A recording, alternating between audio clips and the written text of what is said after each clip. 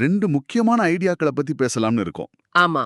இதுக்கு நாம ஆதாரமா எடுத்துக்கிட்டது தி சைக்காலஜி ஆஃப் மணிங்கிற புத்தகத்தோட சில பகுதிகள. கரெக்ட்.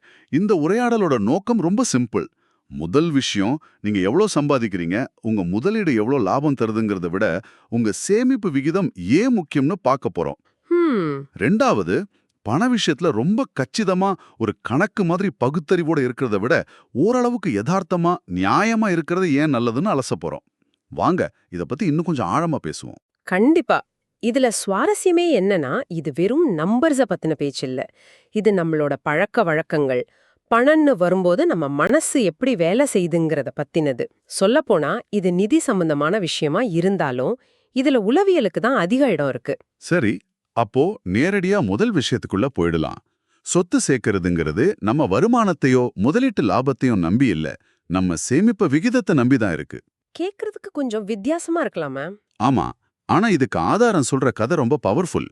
1970கள்ல உலகம் ஒரு பெரிய எரிசக்தி நெருக்கடியை சந்திச்சது. உலகத்துல எண்ணெய் வளம் தீர்ந்து போயிடும்னு எல்லாரும் பயந்துட்டு இருந்தாங்க. ஆமா, அப்போதைய நிலைமை அப்படிதான் இருந்துச்சு. உலக பொருளாதாரம் வேகமா வளர்ந்துட்டு இருந்துச்சு. ஆனா புதுசா என்ன கண்டுபிடிக்கிற வேகம் ரொம்ப ரொம்ப குறைவா இருந்துச்சு. அதனால ஒரு பெரிய வீழ்ச்சி வரப்போகுதுன்னு எல்லோரும் எதிர்பார்த்தாங்க. ஆனா பாருங்க, அந்த பிரச்சனை தீர்ந்த விதம் தான் இங்க நாம கவனிக்க வேண்டியது. நாம பூமியில இன்னும் அதிகமா என்ன கண்டுபிடிச்சதால மட்டும் அந்த பிரச்சனை தீரல. அது ஒரு காரணம் தான். ஆனா முக்கிய காரணம் வேற. ஆமா, அதுக்கு மிக முக்கியமான காரணம் நாம எரிசக்தியை பயன்படுத்துற விதத்தை மாத்துனது தான். நம்மளோட எரிசக்தி திறன், அதாவது எனர்ஜி எஃபிஷியன்சி பயங்கரமா அதிகமாச்சு. ஒரு சின்ன உதாரணம் சொல்றேன் கேளுங்க. சொல்லுங்க. அமெரிக்கா 1950ல $1 ஜிடிபிக்கு செலவு செஞ்ச ஆற்றலை விட இப்போ 60% குறைவான ஆற்றலை தான் செலவு பண்ணுது. இன்னும் ஆச்சரியமான விஷயம் என்னன்னா, 1989ல வந்த ஒரு சாதாரண ஃபோர்ட் டாரஸ் காரை விட 2019ல வந்த ஒரு பெரிய எஸ்யூவி காரான செவி சுபார்பன் அதிக மைலேஜ் தருது. நீங்க சொல்ற இந்த ஒப்பீடு நம்ம தனிநபர் நிதிக்கு அப்படியே பொருந்தும். அதிகமா என்ன கண்டுபிடிக்கிறதுங்கிறது ஒரு பெரிய முதலீட்டு லாபத்தை எதிர்பார்க்கிற மாதிரி. அது நம்ம கையில இல்ல. கரெக்டா சொன்னீங்க. அது நம்ம கையில இல்ல. அதுக்கு நிறைய உலக அரசியல், பொருளாதாரம், அதிர்ஷ்டம் எல்லாம் தேவை. ஆனா எரிசக்தி திறனை அதிகப்படுத்துறதற்கே அது நம்ம சிக்கனமா இருந்து சேமிக்கிற மாதிரி. இது முழுக்க முழுக்க நம்ம கட்டுப்பாட்டுல இருக்கு. கரெக்ட். ஒரு சிக்கனமான காரை வாங்கணுமா வேண்டாமாங்கிறது நம்ம முடிவு. அதே மாதிரி மாசம் ஒரு தொகையை சேமிக்கணுமா வேண்டாமாங்கிறது நம்ம கையில தான் இருக்கு. ஆமா, இதுல கிடைக்கிற பலனுக்கு 100% உத்தரவாதம் இருக்கு. ஆனா நீங்க போடுற முதலீடு நாளைக்கு ஏறுமா இறங்குமான்னு யாருக்கும் தெரியாது. அதுல நிச்சயமற்ற தன்மை அதிகம். இதிலிருந்து நம்ம புரிஞ்சுக்க வேண்டியது ஒண்ணுதான். செல்வம்னா என்ன? நீங்க சம்பாதிச்சதுல செலவு செய்தது போக மிச்சம் இருக்கிறது தான் செல்வம். நீங்க அதிகமா சம்பாதிக்காம கூட சொத்து சேர்க்க முடியும். ஆனா அதிகமா சேமிக்காம கண்டிப்பா முடியாது. அப்ப எதுக்கு அதிக முக்கியத்துவம் கொடுக்கணும்னு தெளிவா தெரியுது இல்லையா? இதுல இன்னொரு ஆழமான விஷயமும் இருக்கு. செல்வத்தோட உண்மையான மதிப்பு நம்ம தேவைகளை பொறுத்து மாறுபடும். இப்போ ஒரு உதாரணத்துக்கு, உங்களுக்கும் எனக்கும் ஒரே அளவு சொத்து, அதாவது நெட்வொர்த் இருக்குன்னு வச்சுக்கலாம். ஓகே. நீங்க என்னை விட ஒரு சூப்பரான முதலீட்டாளர். உங்களுக்கு 12% லாபம் கிடைக்குது, ஆனா எனக்கு வெறும் 8% தான் கிடைக்குது. கணக்குப்படி பார்த்தா நான் தான் உங்களை விட நல்ல நிலைமையில இருக்கணும். ஆமா, ஆனா இங்க ஒரு சின்ன ட்விஸ்ட். நான் சந்தோஷமா வாழ்றதுக்கு எனக்கு தேவைப்படுற பணம் உங்களுக்கு தேவைப்படுறதுல பாதிதான் வச்சுக்குவோம். இப்ப சொல்லுங்க, யார் நல்ல நிலைமையில இருக்கா? ஓ, இது வேற கோணம். அப்போ நீங்க தான். ஆமா, குறைவான லாபம் கிடைச்சாலும் என்னோட தேவைகள் குறைவா இருக்கிறதால உங்களை விட நான் வசதியா இருக்கேன். அதிகமா சம்பாதிக்கிற வழிய தேடுறதை விட குறைவான பணத்துல எப்படி சந்தோஷமா இருக்கிறதுன்னு கத்துக்கிறது நம்ம கட்டுப்பாட்டுல இருக்கிற ஒரு பெரிய சக்தி. இதை தடுக்கிறதே நம்ம ஈகோ தான். ஓரளவுக்கு மேல நம்ம செய்யற செலவுகள் நமக்கு உண்மையிலே தேவைப்படுற பொருட்களுக்காக இல்ல. மத்தவங்களுக்கு காட்டிக்கிறதுக்காக. அதேதான். மத்தவங்களுக்கு நம்ம கிட்ட பணம் இருக்குன்னு காட்டிக்கிறதுக்காக தான். நாம வாங்குற விலை உயர்ந்த கார் உண்மையிலே நமக்கு வசதிக்காகவா இல்ல மத்தவங்க பார்வைக்காகவான்னு யோசிச்சா இது புரியும். இது 100க்கு 100 உண்மை. நம்மள சுத்தி இருக்கிறவங்களுக்காகவே நாம வாழ்ற மாதிரி ஆயிடுச்சு. அதனாலதான் ஆதாரம் ஒரு அருமையான விஷயத்த சொல்லுது. உங்க சேமிப்பை அதிகரிக்க சிறந்த வழி உங்க வருமானத்தை உயர்த்துறது இல்ல, உங்க பணிவை அதிகப்படுத்துறது தான். இங்க பணிவுன்னா என்ன அர்த்தம்னா, மத்தவங்க நம்மள பத்தி என்ன நினைப்பாங்கன்னு கவலைப்படாம இருக்கிறது. ஓஹோ. உங்க சேமிப்புங்கிறது உங்க வருமானத்துக்கும் உங்க ஈகோக்கும் நடுவுல இருக்கிற இடைவெளி தான். அந்த இடைவெளியை அதிகப்படுத்தினா சேமிப்பு தானா அதிகமாகும். இது ஒரு ஆச்சரியமான கோணம். சேமிப்புங்கிறது நம்ம ஈகோவை குறைக்கிறதோட சம்பந்தப்பட்டதுன்னு நான் யோசிச்சதே இல்ல.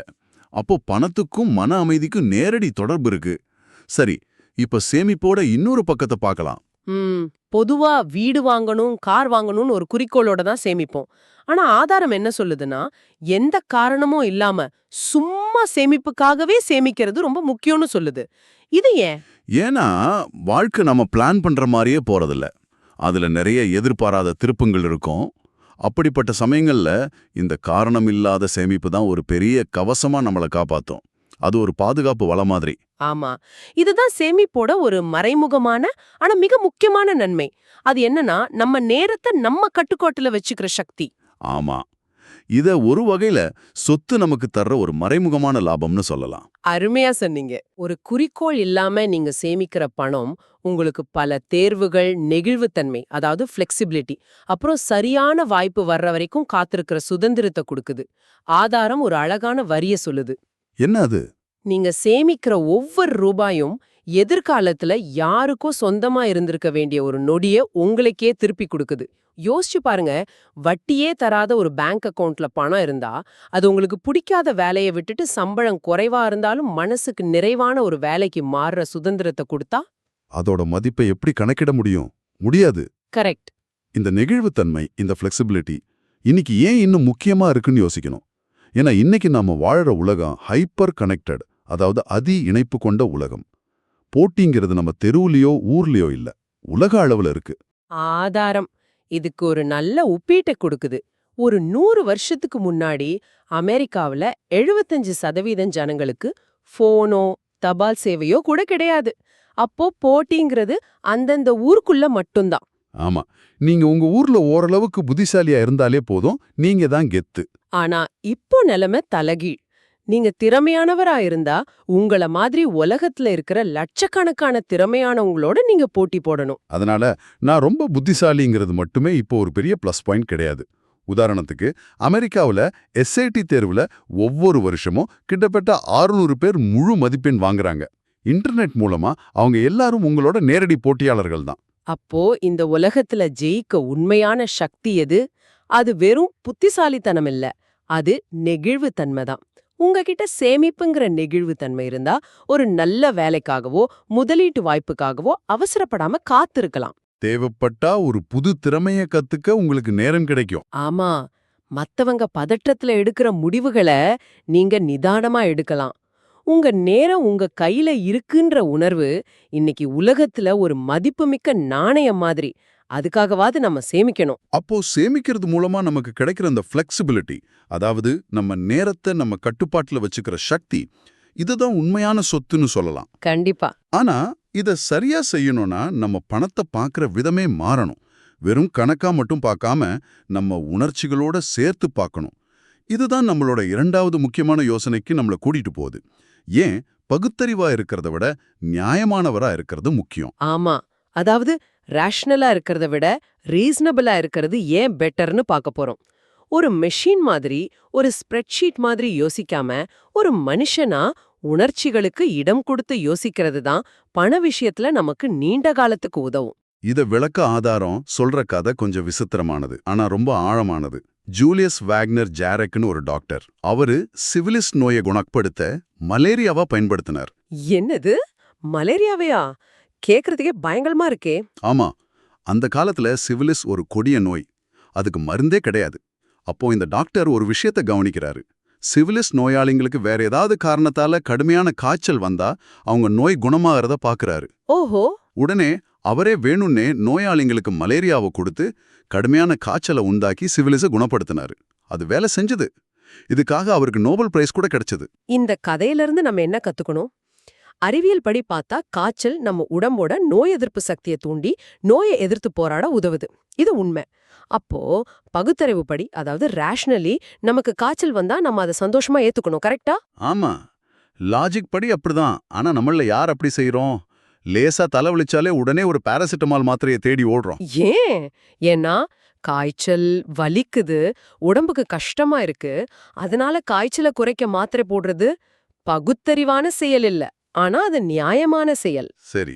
ஒரு டாக்டரோட வேலை நோயை குணப்படுத்துறது மட்டும் இல்ல, நோயாளிக்கு தாங்கிக்க கூடிய வகையில அதை குணப்படுத்துறது தான். இங்க பகுத்தறிவை விட நியாயத்துக்கு தான் முக்கியத்துவம் அதிகம். பண விஷயமும் அப்படிதான். இது ஒரு அருமையான விளக்கம். இந்த நியாயமானது வர்சஸ் பகுத்தறிவு ஐடியாவை நிதிக்கு எப்படி பொருத்தி பார்க்கறது? பொதுவா அகடமிக் ஃபினான்ஸ், அதாவது கல்வி சார்ந்த நிதி உலகம். ம். எப்பவுமே கணித ரீதியா எது சிறந்த முதலீட்டு உத்தின்னு தேடிட்டே இருக்கோம். ஆனா நிஜ வாழ்க்கையில மக்கள் தங்களுக்கு ராத்திரியில நிம்மதியான தூக்கத்தை தர்ற உத்தியை தான் விரும்புறாங்க. இதுக்கு ஒரு கிளாசிக் உதாரணம், நோபல் பரிசு வாங்கின ஹாரி மார்கோவிட்ஸ். மாடர்ன் போர்ட்ஃபோலியோ தியரிய உருவாக்கினவரே அவர்தான்.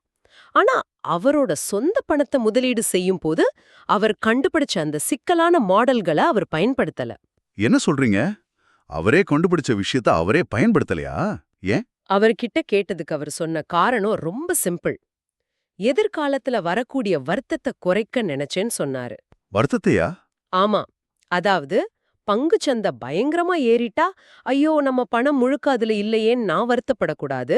அதே சமயம் சந்தை பயங்கரமா விழுந்துட்டா ஐயோ நம்ம பணம் முழுக்க அதுல இருக்கேனும் வருத்தப்படக்கூடாது. அதனால ரொம்ப சிம்பிளா தன்னோட பணத்தை 50% பங்குகள் 50% பத்திரங்கள்னு பிரிச்சு போட்டாரு.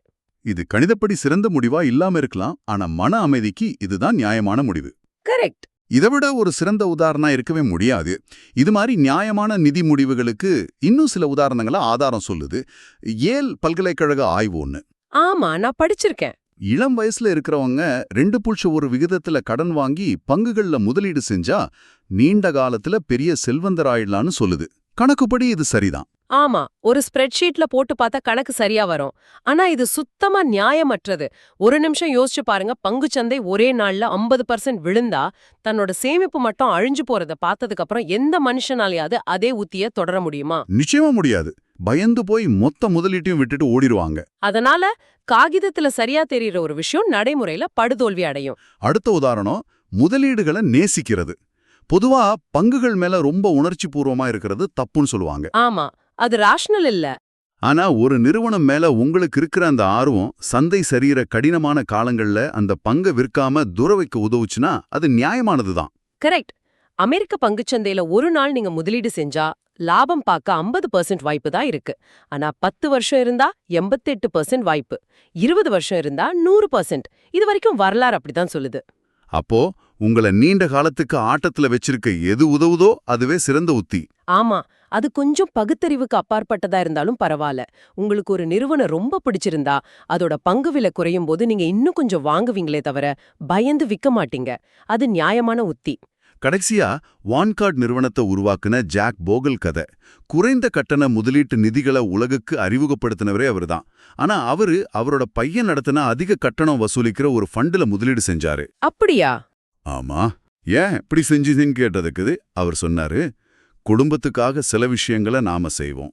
வாழ்க்கை எப்போதுமே தர்க்க ரீதியா லாஜிக்கலா இருக்கிறது இல்ல. இதுதான் நியாயமா இருக்கிறதோட அர்த்தம். ரொம்ப அழகா சொன்னாரு. பகுத்தறிவா இருக்கிறதுனா ஒரு மிஷின் மாதிரி இருக்கிறது. ஆனா நாம மிஷின் இல்ல, மனுஷங்க. நம்ம முடிவுகள்ல நம்ம உணர்ச்சிகள், உறவுகள், மன அமைதி எல்லாமே கலந்திருக்கும். அதை ஏத்துக்கிட்டு அதுக்கேத்த மாதிரி முடிவெடுக்கிறது தான் புத்திசாலித்தனம். அப்போ இன்னைக்கு நாம பேசுனதுல இருந்து நீங்க எடுத்துட்டு போக வேண்டிய 2 முக்கியமான விஷயங்கள் இருக்கு. முதல் விஷயம், எது உங்க கட்டுப்பாட்டுல இருக்கோ அதுல கவனம் வைங்க. அது நம்ம சேமிப்பு விகிதம். ஆமா, அது உங்க வருமானத்தை விட உங்க பணிவாள, அதாவது ஈகோவை குறைக்கிறதுனால தான் அதிகமாகும். இந்த சேமிப்பு உங்களுக்கு விலை மதிக்க முடியாத நெகிழ்வுத்தன்மையும் நேரத்தையும் கொடுக்கும். 2வது, பண விஷயங்கள்ல உங்கள நீங்க ஒரு மனுஷனா இருக்க அனுமதிங்க. ஒரு கச்சிதமான பகுத்தறிவுள்ள இயந்திரமா இருக்க முயற்சி பண்ணாதீங்க. நியாயமானவராயிருங்க. ஏன்னா கணிதப்படி 100% சரியான உத்தியை விட உங்களால நிம்மதியா நீண்ட காலத்துக்கு பின்பற்றக்கூடிய உத்தி தான் உண்மையிலே சிறந்த உத்தி. ரொம்ப அருமையா தொகுத்து சொன்னீங்க. இது பணத்தை ஒரு புது கண்ணோட்டத்துல பார்க்க வைக்குது. கடைசியா உங்களுக்காக ஒரு சிந்தனை.